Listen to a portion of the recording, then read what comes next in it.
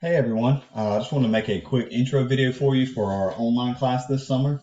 Kind of show you a couple things, especially if this is your first class that you're taking with us at Nash. I know several of you have had before, so a lot of these things are just going to be reviewed.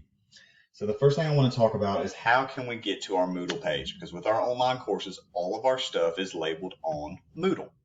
So I am on Nash's just main website. We want to make sure we go to Student Portal and we're just going to go to our curriculum Moodle. All right. Now, since I'm on my personal computer, it saves my passwords, so it automatically logs me in. But for y'all, just please remember that for your logins for Moodle, it is the same as your email, username, and password. So all of that will be the same. Now, again, my screen is going to be a little bit different because I'm the instructor. I have a lot of courses listed over here. You will just look for your individual summer course. All right. So if I go to our summer course, just go ahead and show you kind of the layout. Some of these dates will be changing as I continue to build this site, y'all. But the kind of start of this, everything should be the same. The first thing I always need you to do, especially for this course or any of your online courses, you have to complete this enrollment verification activity. All right. And all this stuff I'm showing y'all, it will not open up until the very first day of class.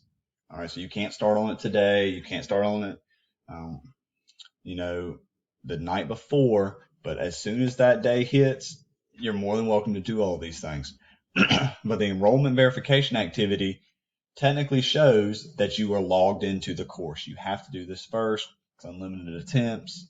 You will just do this. And none of the other things in the course will open up until you complete that enrollment verification activity. So you need to do that first. The rest of this, again, will open up afterwards. One thing I like all of my online students to do is a virtual name temp. Obviously, online, I don't get to see y'all. So I would like to have this. Tell me a little bit about yourself, what you like doing, hobbies, maybe what you're majoring in, any of those things. So here's just a little bit about me. You're more than welcome to read. I add a picture of my family on here. You don't have to upload a picture. You're more than welcome to, so I can kind of, put a name to a face. I've had students had issues trying to put stuff up here. All you have to do is double click. So if I double click somewhere, a new one will pop up, and then you're more than welcome to type on it. All right. So once you get that done, everything else continues to open up. I do have an introduction here. That's where this video will be as well. Your syllabus will be here, your due dates. My class, like it says, office schedule on here, y'all. During the summer, this is my only course. So I'm pretty much free whenever you need me as long as you email me. So that schedule's not up here because it's anytime during the week. So you just need to let me know. And then there's some how-to videos like using our MyLabs Plus software that we're going to be doing. That's up here if you need a review with that. I do want to show you the due dates. They will also be in the email that I'm sending you. This course during the summer runs very, very quick. I apologize. That is the wrong one. I haven't updated your new one. Here is your new one. This is what would show up if you clicked on it. So during the summer, we move very quickly because it's half the time. So you will have something due every Sunday and every Wednesday. All right. So like your first assignment is due on Sunday, May 30th. It's just 2 sections. Then you have something due on Wednesday, June 2nd, and so forth. So all of this is listed here. So always go by these due dates. And if you have any questions like, hey, that's not really a Wednesday, like maybe I had a typo, just please let me know. But I try to space it out as much as possible. The biggest section we have is July 14th, which has 10, or it's chapter 10, has 4 sections. Those are very small, but I usually try to do like 2 or 3 just to make them kind of small for y'all so it's not too much work. But you will see everything listed here. So always go by these due dates. All right, so they will always be up here for you if you have any questions, and you can look back on them. The other thing I'm going to need you to do is what is called Proctor Track. All right, this will be due that first Sunday as well. Proctor Track is what we use to monitor you while you're taking your tests. All you're going to do to start with is click on this Proctor Track dashboard, and you're going to do what is called the onboarding process. All right, and if you end up doing it for another class as well, you don't have to do it for both. it will usually show me that, hey, maybe you did it for your chemistry class, and that will apply as well. You'll just go through this. It asks for your ID, student ID, license, either way, doesn't matter. And it'll ask you for a picture of yourself so it lines up. So you're just going to need to do that. Please complete that by the due date, as it will not let you take a test if you don't complete it. All right, so we need that as soon as possible. And then the rest of your Moodle stuff, and these dates will change, I have not updated them for the summer yet, are all of your assignments. So like I told you on your due date sheet, we have 6-1 and 6-2. So here's how I run my online classes, y'all. You will always know what's due because it will tell you section 6.1, 6.2.